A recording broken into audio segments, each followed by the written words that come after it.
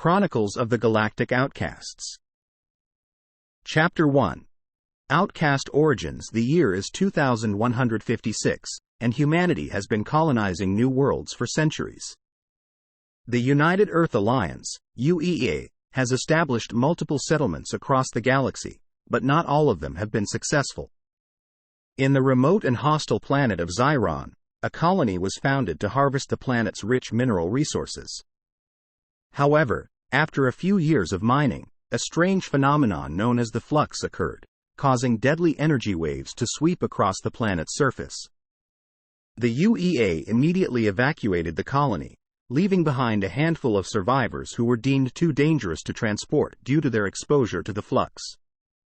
Among them was 16-year-old Tariq Malik, who had been working as a miner before the flux hit. He was now a member of the Outcasts, a group of survivors who had banded together to survive in the harsh environment of Xiron. The Outcasts were made up of former miners, engineers, and other personnel who had been left behind to die. Tariq had been living with the Outcasts for the past 2 years, and in that time, he had learned how to fight, scavenge for food and water, and survive in a world that was meant to kill him. He had also discovered that he had a unique ability to sense the flux before it hit, which helped the Outcasts avoid danger. Life wasn't easy for the Outcasts. They were constantly on the move, trying to stay ahead of the deadly flux. Water and food were scarce, and the only shelter they had were the old mining structures that had been abandoned by the UEA. But despite the hardships, Tariq had found a sense of belonging with the Outcasts, who had become his family. One day, Tariq sensed that the flux was coming, and the Outcasts rushed to seek shelter. As they huddled in an old mining shaft, waiting for the deadly waves to pass, Tariq noticed something strange. The flux appeared to be changing direction, moving away from their location. After the flux had passed, Tariq and the Outcasts emerged from their shelter to find out what had happened. What they discovered was beyond anything they could have imagined. The flux had not changed direction on its own. Someone or something had diverted it away from them. Tariq knew that this was significant. He had a feeling that it wasn't just a coincidence, and that their survival was no longer a mere matter of chance. The Outcasts were not alone on Xiron. Someone or something was watching over them. Chapter 2. The mysterious threat. Tariq knew he had to find out what or who had saved them from the flux. He gathered the Outcasts and told them about his experience. They were both amazed and frightened by the possibility that they were not alone on Xiron. Tariq and his friends set out to explore the area where the flux had changed direction. After a few hours of trekking through the harsh terrain, they stumbled upon an odd-looking structure. It was unlike anything they had seen before, with smooth metallic surfaces and no visible entrance. Tariq approached the structure cautiously. He had a bad feeling about this, and his instincts proved correct when a group of armed soldiers appeared out of nowhere, surrounding the Outcasts. The soldiers were heavily armed and dressed in unfamiliar uniforms. They demanded to know who the Outcasts were and how they had found their base. Tariq and his friends were confused and scared. They had no idea who these people were or what they wanted. One of the soldiers, a tall man with a stern expression, took a step forward and addressed Tariq. "Who are you? What are you doing here?" Tariq hesitated for a moment, then answered, "We're survivors. We were left behind by the UEA." The soldier looked at Tariq skeptically. "Left behind? That's not possible. The UEA doesn't leave anyone behind." Tariq sighed. He knew that this conversation wasn't going anywhere. He decided to take a different approach. "Look, we don't want any trouble. We just want to know what's going on here. We were saved from the flux by someone or something, and we have a feeling that it was you." The soldier's expression softened slightly. "I see. You're talking about the flux diverter." "Yes, that was our doing. We detected your presence on the planet and decided to intervene." Tariq was stunned. These people had saved them, but why? "Why did you save us? Who are you?" The soldier looked at Tariq and said 4 words that chilled him to the bone. We are the Zyronians. Chapter 3. The Outcasts take action. Tarek and the Outcasts were shocked to hear that there were other beings on Zyron besides themselves. The Zyronians were an unknown species that held the power to control the deadly flux waves. Tarek knew they needed to learn more about the Zyronians if they were going to survive on this hostile planet. The Zyronian soldiers led the Outcasts to their base, a sprawling structure hidden deep in the heart of the mountains. Inside, the Outcasts saw strange machinery and advanced technology that they had never imagined. The Zyronians explained that they had been studying the flux and had developed technology to manipulate it. They had saved the Outcasts as an experiment to study how humans could survive in such a harsh environment. Tarek and his friends were uneasy about being used as test subjects, but they knew that they had a unique opportunity to learn from the Zyronians. Over the next few days, they studied the Zyronian technology and learned as much as they could. They discovered that the flux was not a natural phenomenon, but a weapon developed by an unknown enemy to destroy the Zyronians. The Outcasts realized that their survival was tied to that of the Zyronians. They decided to take action and help the Zyronians fight their mysterious enemy. They knew that they didn't have the technology or resources to take on a powerful foe, but they had the element of surprise and the will to survive. Tarek and his friends started by gathering information about the enemy. They explored the surrounding areas and found evidence of alien technology and weapons. They also managed to capture a small drone that was carrying valuable data about the enemy's operations. Using the information they had gathered, the Outcasts formulated a plan.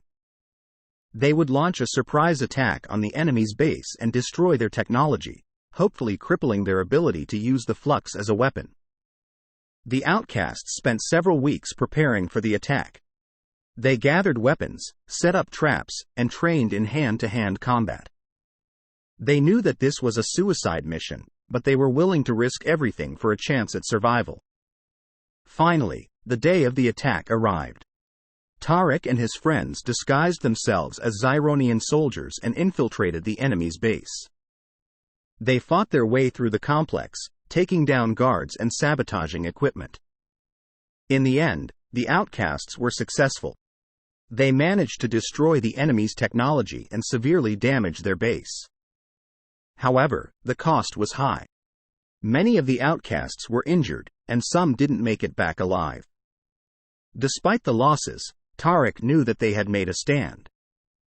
They had struck a blow against their mysterious enemy and had shown the Zyronians that humans could fight for survival on this deadly planet. Chapter 4. Racing against time. The Outcasts had dealt a severe blow to their enemy, but they knew that their victory was only temporary. The enemy would soon recover and continue their attacks.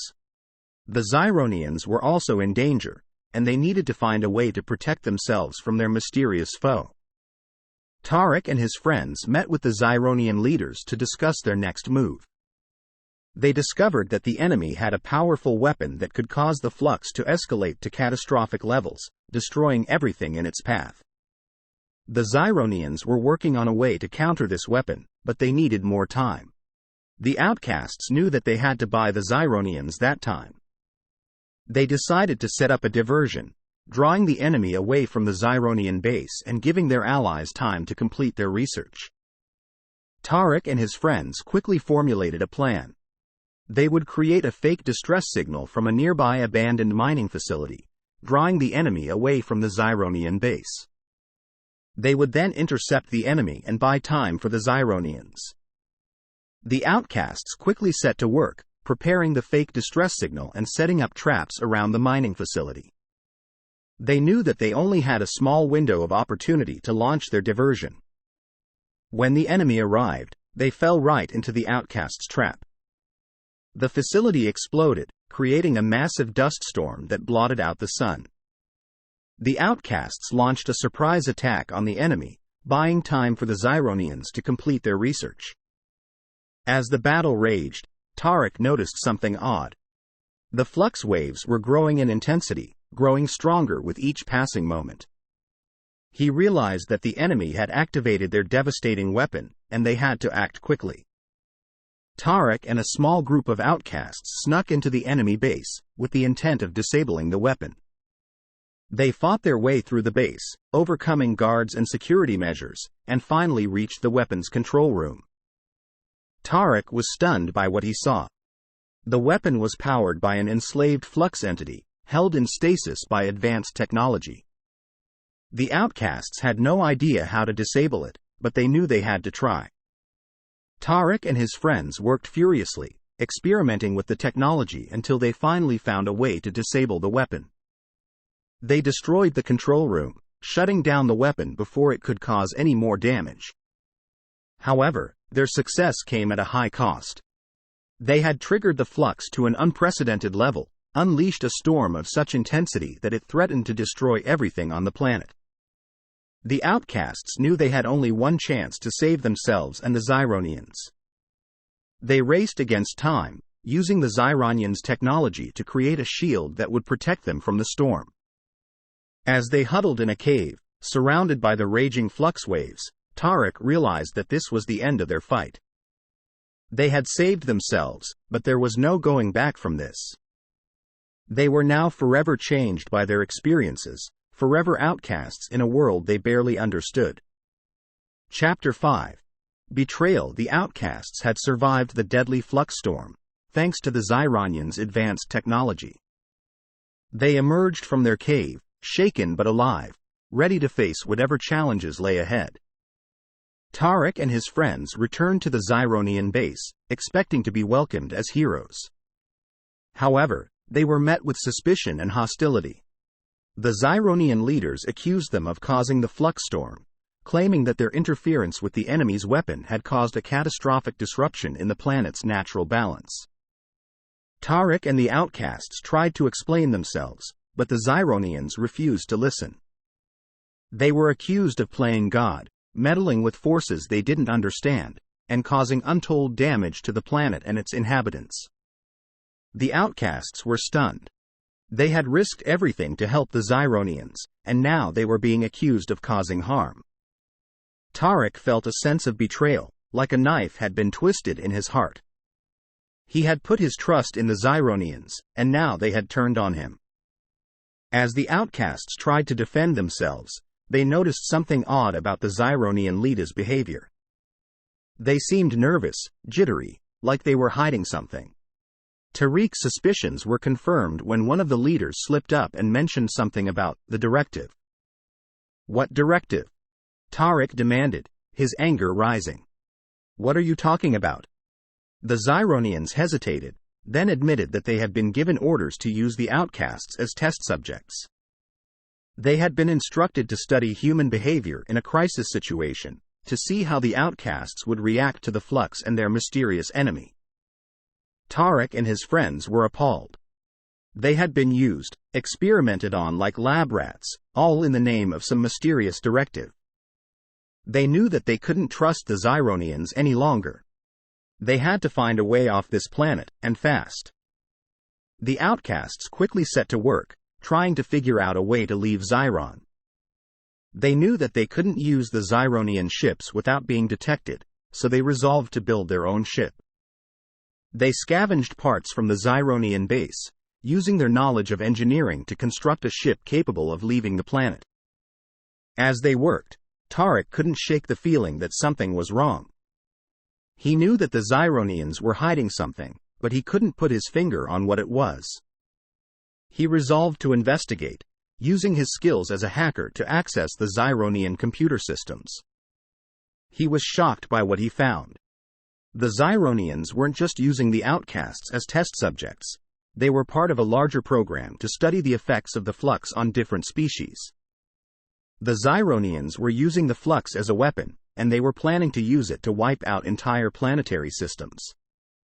Tarek knew that he had to act fast. He hacked into the Zyronian systems, sending out a distress signal to the UEA. He hoped that the UEA would receive the signal and send help, but he knew that he was racing against time. The Zyronians would soon discover what he had done and would come looking for him. As Tarek and his friends prepared to launch their ship, they were confronted by the Zyronian leaders. A fierce battle ensued, and Tarek and his friends managed to escape, but not before the Zyronians destroyed their ship.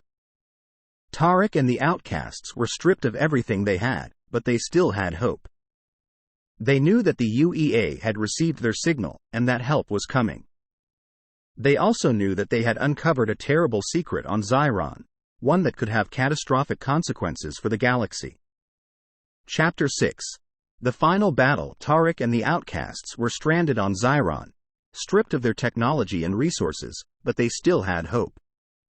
They knew that the UEA had received their distress signal and that help was coming. Days turned into weeks, and the Outcasts grew restless. They had no idea when the UEA would arrive or how they would find them on this remote planet. They knew that they had to take desperate measures to survive.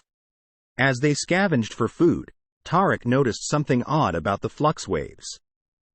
They seemed to be changing, growing in intensity and frequency. He knew that something was happening on this planet, something that had never occurred before. Tarek and the Outcasts decided to investigate, venturing out into the wilderness in search of answers. They soon discovered a massive structure, unlike anything they had ever seen before. The structure was emitting powerful energy waves, manipulating the flux in ways that were unimaginable.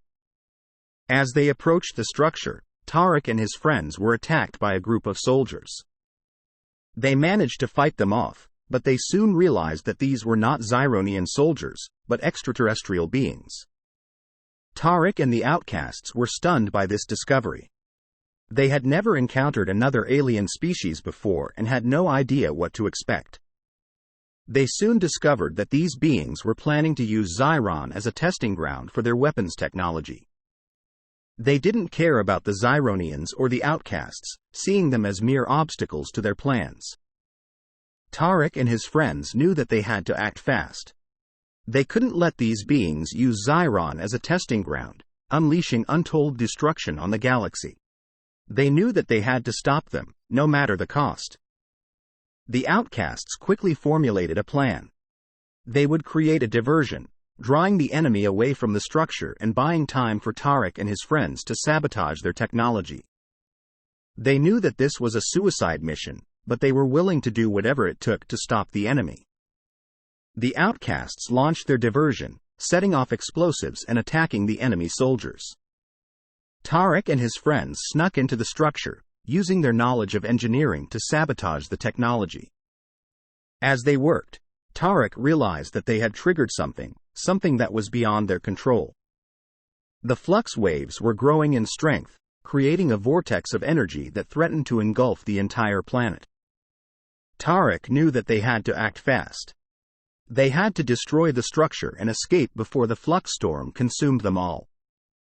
They set off the final explosives, destroying the structure and triggering a massive explosion. The Outcasts raced to their ship, fighting their way through enemy soldiers and debris. As they took off, the flux storm raged around them, threatening to tear them apart. In the end, they managed to escape, barely. As they soared away from Zyron, they watched in awe as the planet was consumed by the flux storm, disappearing into the void. Tarek and his friends were proud of what they had accomplished, but they knew that they had paid a high cost. They were forever changed by their experiences on Zyron, outcasts in a world that had no place for them. However, as they looked out into the vast expanse of space, they knew that they had saved the galaxy from a terrible fate. They had made a difference, and that was all that mattered. Chapter 7.